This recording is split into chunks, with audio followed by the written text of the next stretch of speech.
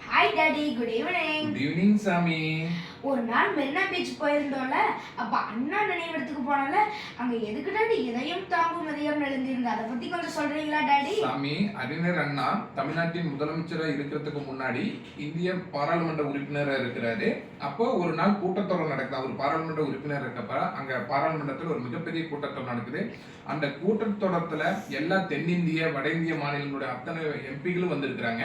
அந்த கூட்டத்தோட முக்கிய விவாதம் என்னன்னு பாத்தீங்கன்னா அந்த அன்னைக்கு அதாவது இந்திய தேசிய மொழியா அறிவிக்கணும், அதை பத்தி ஒவ்வொரு கருத்துக்கு சொல்லுங்கிறாரு.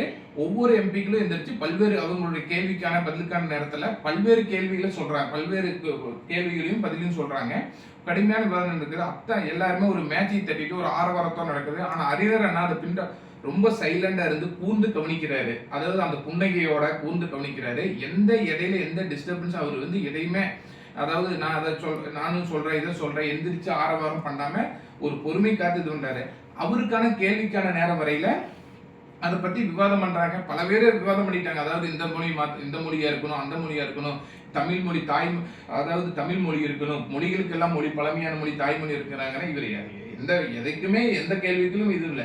எந்திரிச்சு அவருக்கான கேள்விக்கான நேரத்தில் கேட்கறாங்க. இவர் கேட்கிறாரு, ஏனுங்க அதாவது இந்திய கம்பல்சரி தேசிய மொழியை அறிவிக்கணும்னு சொல்றேங்கிறாங்க. அந்த விவாதத்துல என்னங்கிறாங்க, அதாவது இந்திய தேசிய மொழியா ஏன் அறிவிக்கணும் மறுபடியும் அதிகத்தை கேட்கிறாரு. அதாவது என்னங்கிறாரு அந்த இடத்துல, அதாவது இந்திய அதிகமா பேசப்படுற மக்களால் இந்திய மக்களால் அதிகம் பேசப்படுற மொழி இந்தி, அதனால இந்திய அறிவிக்கிற அப்படிங்கிறாரு. சரி, உங்களுக்கு கேள்வியிலேயே போலாம். அதாவது இந்தியாவில் அதிகமா இருக்கிற பறவை காகம், ஏன் நீங்க அதை தேசிய பறவை ஆக்கல அப்படின்னு கேள்வி கேட்கிறாரு. ஏன் நீங்க மயில் ஆக்குனீங்க அப்படின்னு கேட்கிறாரு. அப்ப இன்னும் ஒரு நிசப்தமாயிருது. அந்த கேள்வினா நிசப்தமாயி அந்த கூட்டத்தோட முடிஞ்சிருது. இதுல 3 விஷயத்தை நம்ம தெரிஞ்சுக்கணும். அதாவது அவ்வளவு பெரிய கூட்டத்தொடர்ல அத்தனை விவாதங்கள் நடக்குது. அத்தனை எம்பிக்களும் காரசார விவாதங்கள் நடந்துட்டு கீழ அதாவது அமைதி காத்து ஒரு புன்னையோட அடக்கத்தோட இருந்தார். 1.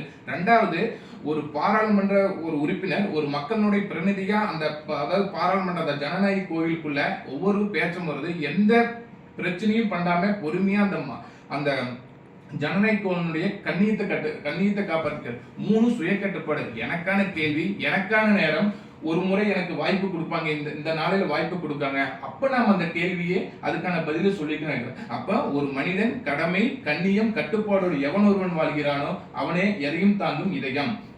இந்த இடத்துல உனக்கு என்ன சொல்லிக்கிறேன்னா, உனக்கு சபைங்கிறது என்பது ஒரு பள்ளிக்கூடத்தில் சபை என்பது பள்ளிக்கூடத்தின், அதாவது நீ பயிலும் வகுப்பறை, அந்த சபையின் நாயகர்கள் உனது ஆசிரியர்கள்.